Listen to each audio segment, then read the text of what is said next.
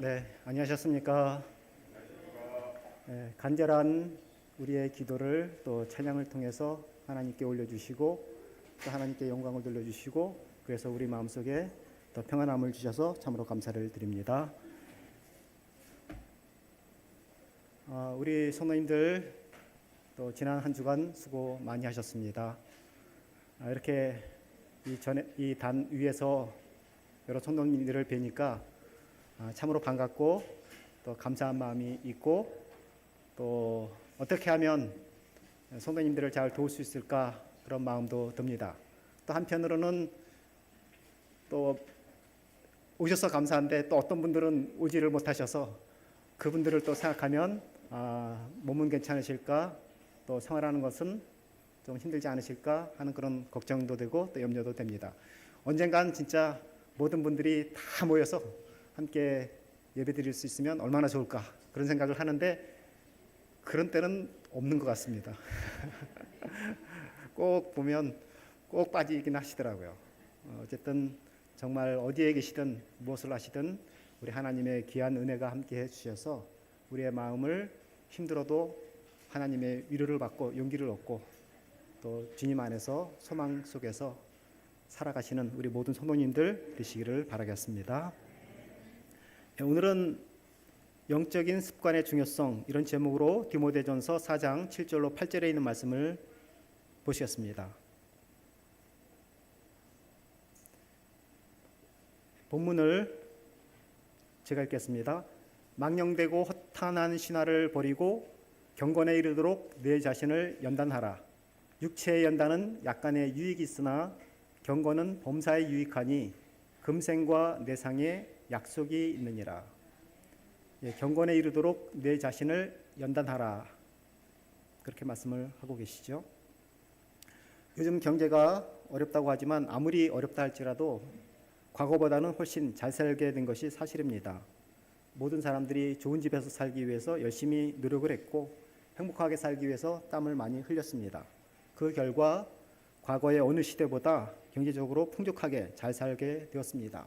반면에 사람들은 물질을 너무 추구하다 보니까 거기에 만족하지 못하고 또 지나쳐서 사치와 쾌락을 쫓기 시작했고 모든 것을 물질 위주로 생각을 하다 보니까 내면적으로는 더 빈궁해지고 천박해진 것 같습니다.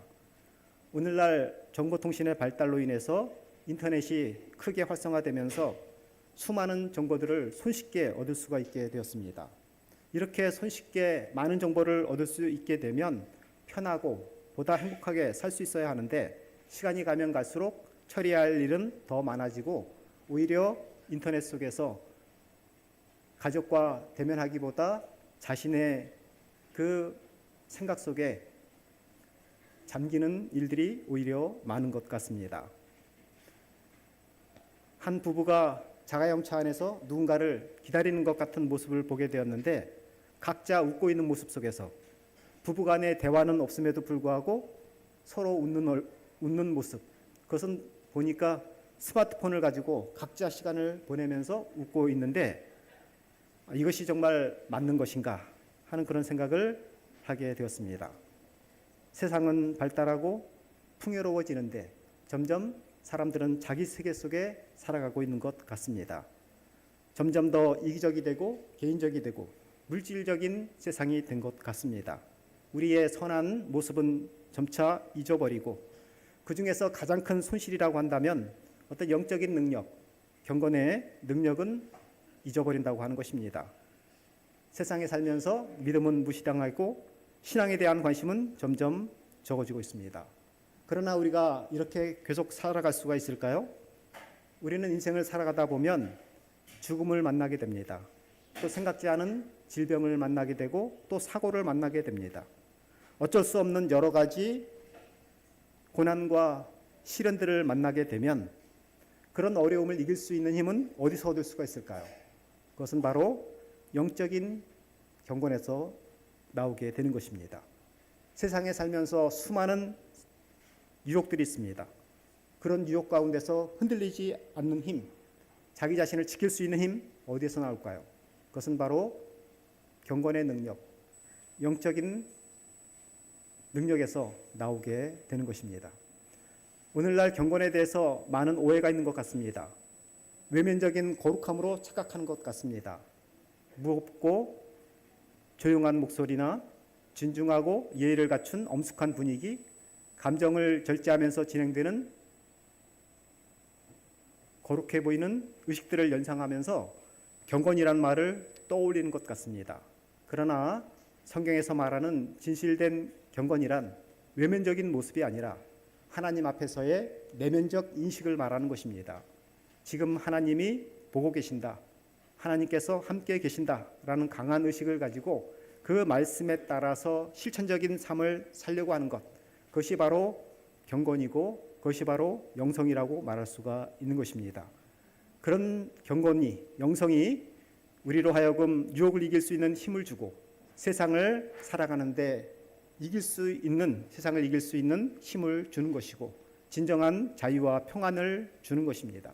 그것이 바로 경건이 우리에게 주는 힘인 것입니다. 디모데전서 4장 7절 8절에 있는 말씀을 다시 보시면 망령되고 허탄한 신화를 버리라 그랬습니다. 여기서 신화란 신적인 이야기, 신비하고 신기한 이야기를 말합니다. 기적적인 이야기를 계속해서 듣다 보면 신앙의 본질을 오해할 수가 있습니다. 신앙의 본질이란 무엇일까요? 그것은 내면적인 경건을 추구하는 것입니다. 그래서 경건에 이르도록 내 자신을 연단하라, 그렇게 말씀하시는 것입니다. 이 연단하라는 말씀은 하루아침에 이루어지지 않는다는 것이죠. 계속해서 습관을 들이도록 말씀하고 계시는 것입니다. 어떻게 영적인 습관들을 들일 수가 있을까요? 우리가 자주 듣는 말씀 가운데 생각을 바꾸면 행동이 달라지고, 행동을 바꾸면 습관이 달라지고, 습관을 바꾸면 성격이 달라지고, 성격을 바꾸면 운명이 달라진다. 윌리엄 제임스도 똑같은 말을 했습니다. 엘렌 화이트 여사도 실물교훈에서 생각은 행동으로 표현되고, 행동이 반복되면 습관이 되고, 습관은 품성을 이루게 된다 그랬습니다. 그래서 우리가 품성을 중요시 여기는데 습관이 되면 품성을 이룰 수 있다라고 말씀을 하고 계시죠. 이 영적인 습관을 가지기 위해서 가장 중요한 것은 좋은 생각을 가지는 것입니다. 그런데 좋은 생각만으로는 부족한 거죠. 행동이 따르지 않는 생각은 소용이 없습니다. 무수한 생각보다는 한 번이라도 행하는 것이 중요합니다. 반복적인 행동이 필요한 것입니다. 이렇게 행동이 반복이 되면 자연스럽게 습관이 되고, 그 습관이 성격이 되고 품성이 되고 우리의 운명이 되는 것입니다. 그래서 결국 이 변화된 삶을 사는데 가장 중요한 목표는 습관을 들이는 것입니다. 그것이 바로 경건을 연단하라 하는 그런 말씀이지요. 근데 가장 큰 문제는 생각과 습관 사이에 간격이 너무 크다고 하는 것입니다. 생각만으로는 내 습관을 바꾸지 못한다는 것입니다. 반복적인 행위가 필요하다고 하는 것입니다. 사람들은 다 어린 시절부터 형성된 습관이 있습니다. 이 습관을 한자로는 익힐 습자에 관자는 익숙할 관자입니다. 이것을 사전적인 의미로는 여러 번 반복함으로 자동적으로 하게 되는 익숙한 행동, 그것이 바로 습관입니다. 그래서 이 습관은 선천적인 것이 아니라 후천적인 것입니다. 반복함으로 고착되어지는 성품이나 행동을 말하는 것입니다. 그래서 이 유명한 철학자 파스칼은 팡세에서 습관은 제2의 천성이다 그랬습니다. 선천적인 것이 아니라 후천적으로 얻어지는 제2의 천성이라고 말씀하고 있습니다. 우리는 습관에 따라서 일상생활을 살아갑니다. 한 90%가량은 다 습관적으로 살아간다는 것입니다. 말하는 것도 생각하는 것도 그것도 계속해서 반복되어서 습관이 되어서 그렇게 말하고 그렇게 행동을 하게 된다고 하는 것입니다. 그런 차원에서 우리가 영적인 신앙생활을 하는 데 있어서도 좋은 습관을 가지는 일이 중요한 것입니다. 사람은 습관에 따라서 살기 때문에 신앙생활도 습관에 따라서 생활하게 되어 있습니다. 그 습관의 중요성을 말하는 예화가 있습니다. 어떤 한 남자가 길을 걷다가 길바닥에 늘어놓고 파는 낡은 책이 있었는데 그 책을 사게 되었습니다. 그 책 속에는 신비한 돌에 대한 이야기가 있었는데 그 돌은 작은 조약돌처럼 생겼지만 그 조약돌을 가지고서 그것을 접촉하면 평범한 금속을 순금으로 바꿀 수 있는 힘을 가진 아주 신비한 조약돌에 대한 내용이 책에서 설명이 되어 있었습니다. 흑해변에 가면 똑같이 생긴 수많은 조약돌이 있는데 그 돌 사이에 신비한 그 돌이 있었다는 것입니다. 그런데 그 신비한 돌은 평범한 돌과는 달리 따뜻하기 때문에 누구든지 만지기만 하면 쉽게 구분할 수 있다라고 그 책에 설명이 되어 있습니다. 이 한 남자가 거기에 꽂혀서 재산을 몽땅 팔아서 신비한 돌을 찾아서 흑해를 떠났습니다. 해변에서 이제 텐트를 치고 생활을 하면서 하나씩 조약돌을 만져보기 시작했습니다. 매일 아침부터 밤까지 쉬지 않고 돌을 검사했습니다. 같은 돌을 다시 조사하는 일이 없도록 하기 위해서 한 번 만져본 돌은 바다에 멀리 던져버렸습니다. 그렇게 한 달이 지나고 1년이 지나고 3년이 지나갔습니다. 3년 동안 그는 매일 아침 눈만 뜨면 해변을 오르내리면서 조약돌을 주워서 만져보고 그것을 바다에 던지는 일을 되풀이했습니다. 어떤 성취감도 자존심도 느낄 수 없는 아주 지루하고 단조로운 일이었지만 그는 자신의 모든 노력이 결실을 맺을 날이 있다고 생각하면서 꾹꾹 참고 그 일을 계속했습니다. 어느 날이었습니다. 그는 돌 하나를 짚게 되었는데 놀랍게도 따뜻하게 느껴졌습니다. 하지만 그는 그것이 자신이 찾고 있던 돌이라는 사실을 미처 깨닫기도 전에 무심코 바다로 힘껏 던져버렸습니다. 이미 그에게는 손에 돌만 잡히면 바다에 던지는 것이 몸에 밴 습관이 되었던 것입니다. 고생해서 진정으로 원하는 것을 찾았건만 이미 몸에 젖은 습관 때문에 자신도 모르는 사이에 신비의 돌을 바닷속에 던져버리고 만 것입니다. 이렇게 습관이란 생각보다도 빨리 그렇게 움직이는 것입니다. 스티븐 코비는 성공한 사람들의 7가지 습관이라는 책에서 성공한 사람들은 그만한 이유가 있다고 하는데 그것은 공통적으로 좋은 습관을 가지고 있다고 하는 것입니다. 달리 말하면 실패한 사람들은 안 좋은 습관을 가지고 있다고 하는 것입니다. 결국 나쁜 습관은 인생을 불행하게 만들고 좋은 습관은 사람을 성공적으로 만든다고 하는 것입니다. 그렇다면 우리가 나쁜 습관을 고쳐야 되는데 어떻게 고칠 수 있겠습니까? 우리는 나쁜 습관이 안 좋다는 것들을 알고 있으면서도 잘 고쳐지질 않습니다. 어떻게 나쁜 습관을 고칠 수가 있을까요? 거기에 대해서 이 탈무드에는 이렇게 말합니다. 습관은 습관에 의해서 정복이 된다. 즉 나쁜 습관은 좋은 습관을 들이면 고쳐질 수 있다. 그렇게 말하는 것입니다. 그래서 저절로 되는 것이 아니라 좋은 습관을 들여야 한다는 것입니다. 학자들에 의하면 새로운 습관을 가지려고 하면 최소한 21일을 반복적으로 거듭해야 한다고 합니다.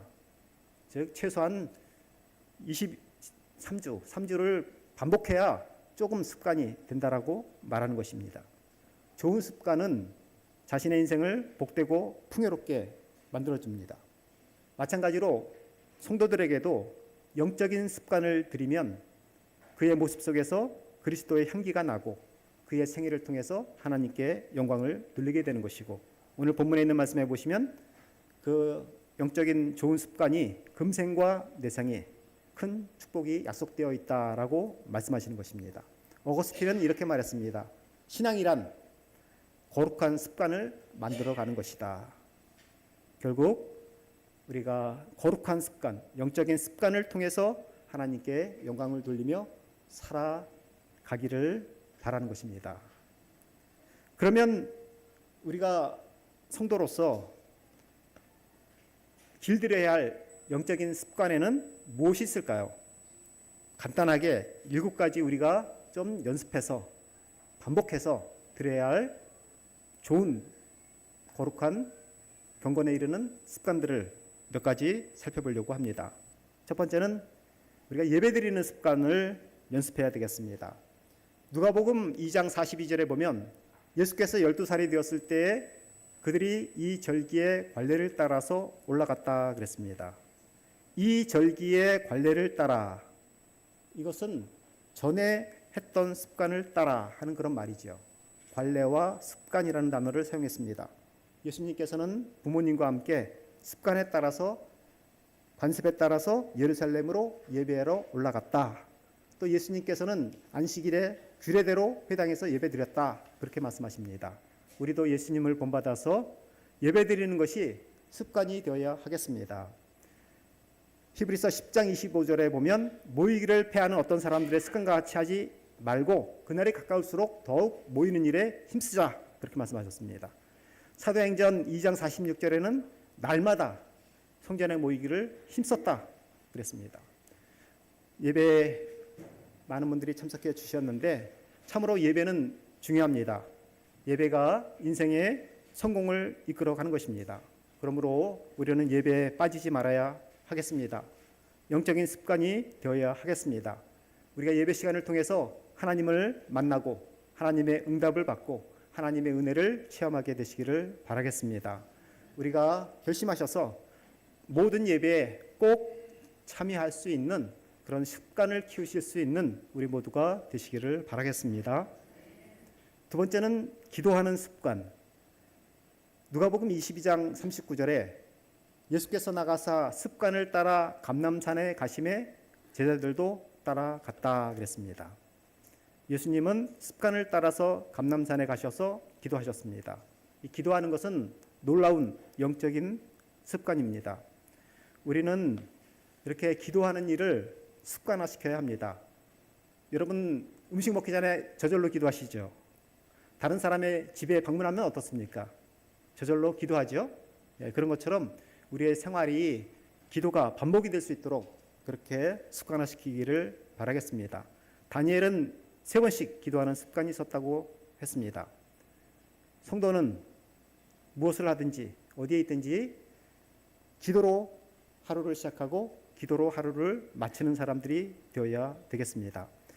에베소서 6장 18절에 보면 모든 기도와 간구로 하되 무시로 성령 안에서 기도하라 그랬습니다. 무시로, 즉 그 기도를 생활화하라 그런 것이죠. 우리가 그렇게 아침 저녁 기도하기도 하지만 매 생활을 살아가시면서 무시로 성령님께서 도우시고 함께 하도록 그렇게 기도하는 생애를 살라고 말씀하시는 것입니다.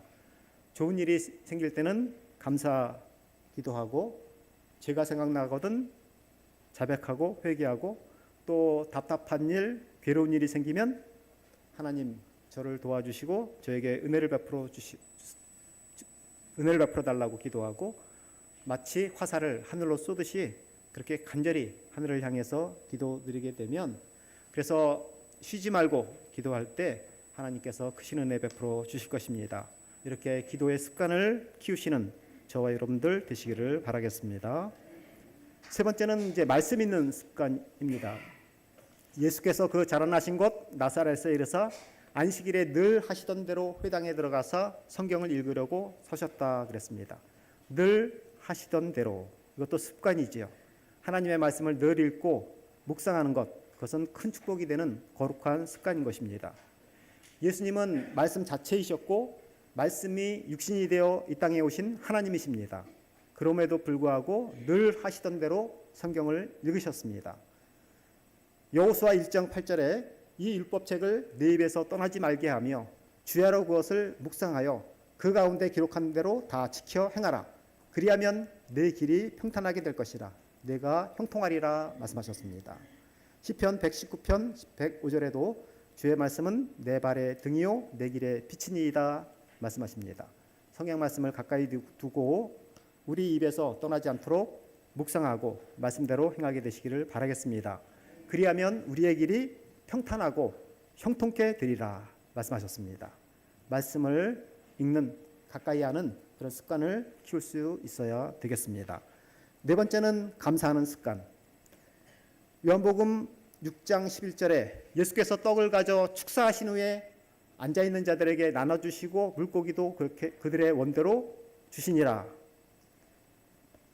오병이어를 손에 들고 먼저 감사하기도 하셨습니다. 우리는 오병이어를 말할 때 예수님의 기적을 먼저 생각을 하죠. 그런데 기적이 있기 전에 먼저 감사가 있었습니다. 예수님께서 또 나사로의 죽음 앞에서도 감사 기도를 하셨습니다.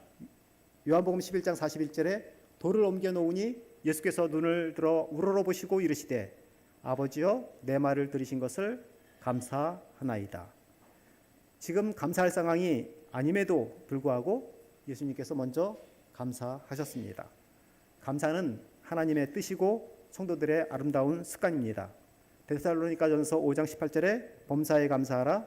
이것은 그리스도 예수 안에서 너희를 향하신 하나님의 뜻이니라 말씀하셨습니다. 불평이나 원망하는 것은 연습이 필요 없습니다. 저절로 나옵니다. 그러나 감사는 습관을 들여야 합니다. 예수님께로부터 감사하는 습관을 배우게 되시기를 바라겠습니다. 사실 모든 것을 보면 다 장단점이 있는 것 같습니다. 환경이 변하면 좋은 점도 있고 나쁜 점도 있습니다. 여러분 돈을 많이 벌고 싶으시죠? 돈을 벌면 정말 좋은 것만 있습니까? 돈이 없을 때 있던 장점이 사라지고 세상 일이라는 게 보니까 다 그렇더라고요. 좋은 것이 있으면 꼭 나쁜 것이 있고 나쁜 것이 있으면 꼭 좋은 측면이 항상 있더라고요. 설교하는 것 힘들겠죠. 근데 설교를 하기 때문에 제가 그래도 영적으로 조금 사는 거예요. 짐이 있죠. 짐이 무겁기는 하지만 그러나 그 짐이 있기 때문에 나의 존재 의미가 있는 것입니다. 그러므로 항상 좋은 점을 생각하면서 감사하는 연습을 하게 되시기를 바라겠습니다. 네 번째, 용서하는 습관. 우리가 기독교 복음의 핵심이 바로 용서죠. 예수님의 십자가, 그것은 제 용서를 위한 것입니다. 예수님처럼 그렇게 용서하는 마음을 가져야 하겠습니다. 용서가 안 된다고 생각하면 그것을 하나님께 맡기시기를 바라겠습니다.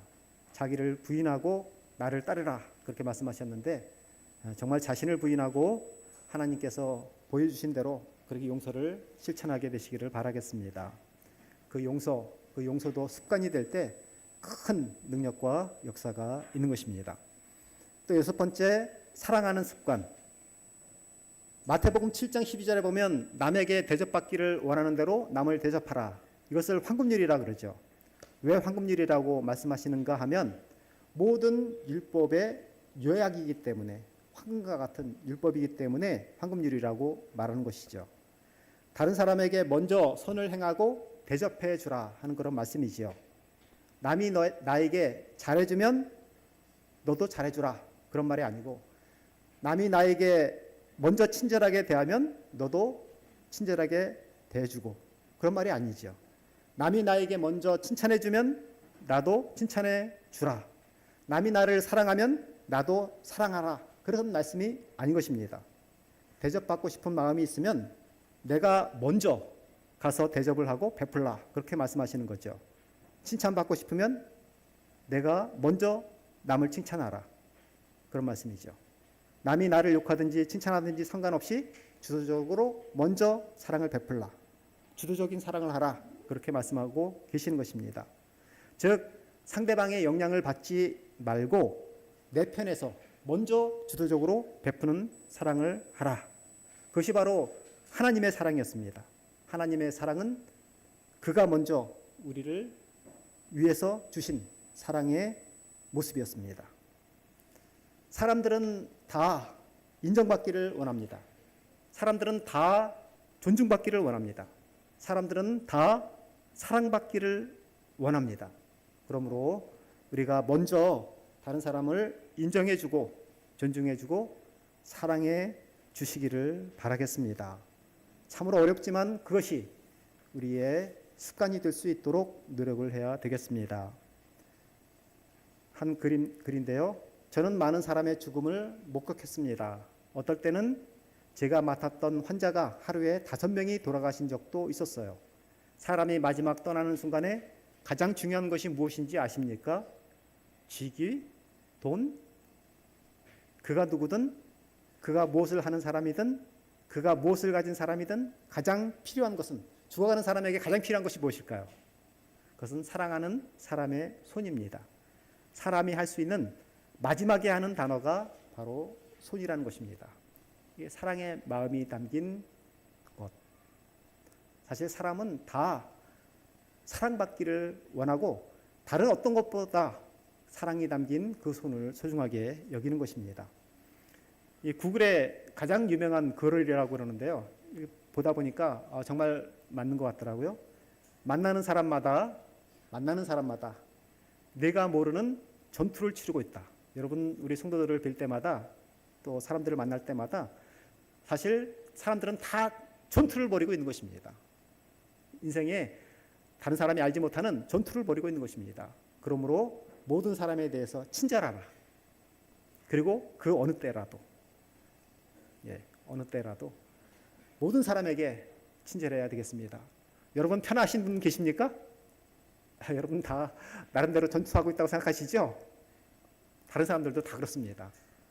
그러므로 그 마음을 생각하시면서 모든 사람에게 어느 때라도 친절하게 대하시기를 바라겠습니다. 7번째는 절제하는 습관을 가지라 하는 것입니다. 이기기를 다투는 자마다 모든 일에 절제한다 그랬습니다. 절제는 성령의 열매 가운데 하나입니다. 무엇이든지 절제하는 것이 필요합니다. 먹는 것에도 자는 것에도 절제가 필요합니다. 잠언에 보면 몸에 좋다고 하는 꿀도 너무 먹지 말라 그랬습니다. 무엇이든지 지나치면 해가 됩니다.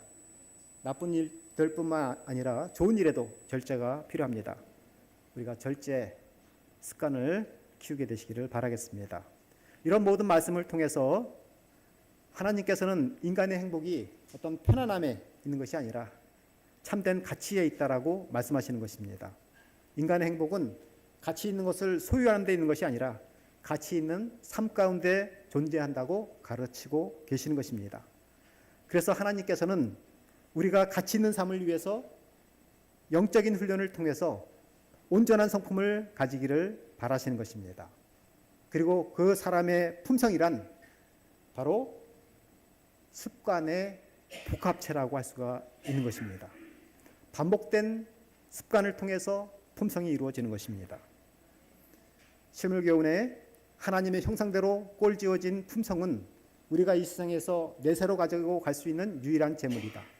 그리고 하늘에 가서도 우리는 계속 진보하게 된다. 그러므로 현세에서 우리의 품성을 개발하는 일이 매우 중요하다 그랬습니다. 올 한 해 살아가시면서 매일매일 경건에 이르는 영적 습관을 통해서 이루어지는 성숙한 품성을 향해서 계속 연단하는 저와 여러분들이 되시기를 바라겠습니다. 그것이 금생과 내생의 축복이 된다고 약속하셨습니다. 우리 모두 그렇게 되시기를 바라면서 말씀을 마치겠습니다. 기도하겠습니다.